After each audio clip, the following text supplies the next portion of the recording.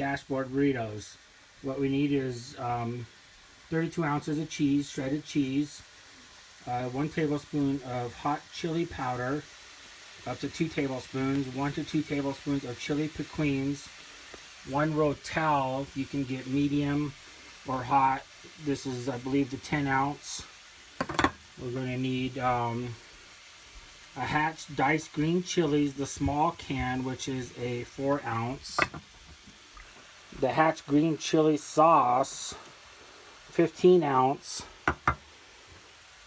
3 refried beans. I believe these are the 16 ounce. We'll need 3 of them. We need 3 to 4 firm, medium or large jalapenos. 2 to 3 pounds of hamburger, fried and drained. You also need about 2 dozen tortillas. I get mine from a store here in town that makes them fresh every day.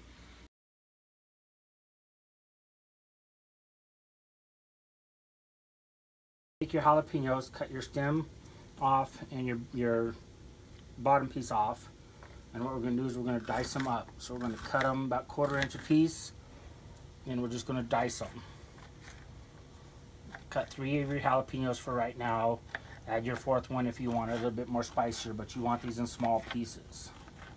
So we're going to dice them up just like that. Do all 3 jalapenos.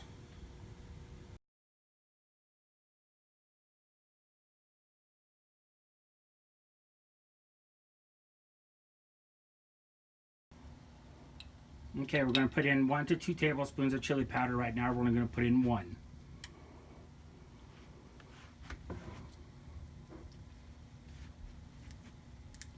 We're going to put in 1 of the chili pequins, however you pronounce it. We already have our beans and everything else already in here. We're starting to warm it up. We're going to warm it up at a slow temperature, lower temperature, and bring it till it heats up really good. Then we're going to cover it, let it cook for a little while, add the hamburger to it, and then we'll be back for that. Okay, once our beans and everything are just warmed up a little bit, getting warm, we're going to cook this up slowly. We're going to add our hamburger to it. So just pour your hamburger right into it.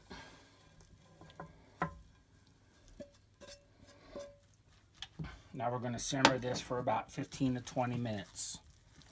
Mix it up really good and simmer it for about 15 to 20 minutes. With a lid. Put the lid on it. And stir occasionally. Stir about every 3 or 4 minutes, just so it doesn't burn.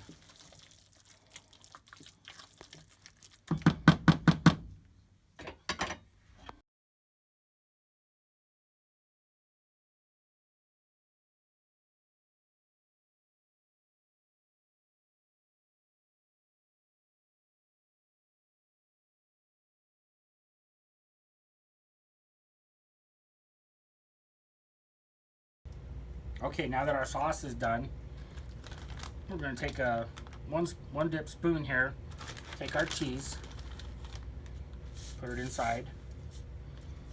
I'm just going to show you a couple of these on how I wrap them up. Put in about 1.5 to 2 spoonfuls, flip it over, tuck it. It looks like it's over full, but actually it's not.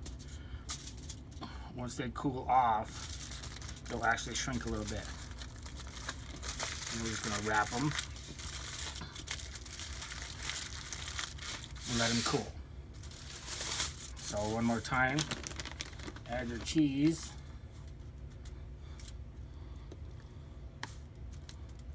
You can add more cheese, less cheese, whatever you want. About 1.5 to 2 teaspoons of your sauce. Roll it, tuck it, and tuck it. Now the good thing about these is when you're done with these, when you have them in your refrigerator, you can actually put them in your dash the next day of your vehicle on a hot day, and by noon or so they're going to be nice and hot and they're going to be ready to eat. Hence that's why we call them dashboard burritos. Now when I get down to my last couple of burritos left here, I actually like cream cheese.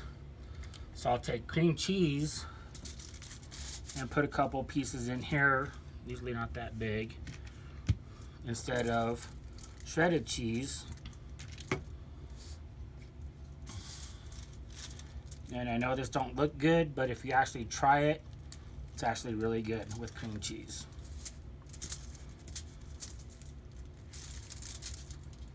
Other than that, the proper way to heat these up is I put them in the refrigerator overnight, because I'll cook them, make them the day before I need them, and then I'll put them in the, preheat my stove to 350 degrees, and then I'll stick all of these in the stove for 20 to 25 minutes. And then when I take them out, I put them in a heat container that I have for shipping, and I take them to my family reunions or wherever I take them to, and they'll stay warm all day long. Okay, so if you're going to eat one now, what I would do is I would take your tortilla, heat it up however you would heat it up, put it on a plate, put your stuff on it, and then you can eat them now. Just better if you eat them now to go ahead and heat up your tortilla before you cook them. Other than that, this is the way I do it, because I usually don't eat them the same day I make them. Hope you enjoy. And the other thing, one quick note, the tin foil I use, Foodservice foil sheets from Costco. These are a little expensive, but there's 500 sheets. I go through about 2 of these a year with the stuff that I make. But they're well worth it for preserving and just refrigerating it. Now, if you microwave these, remember, don't microwave your tin foil. Hope you enjoy. Thanks.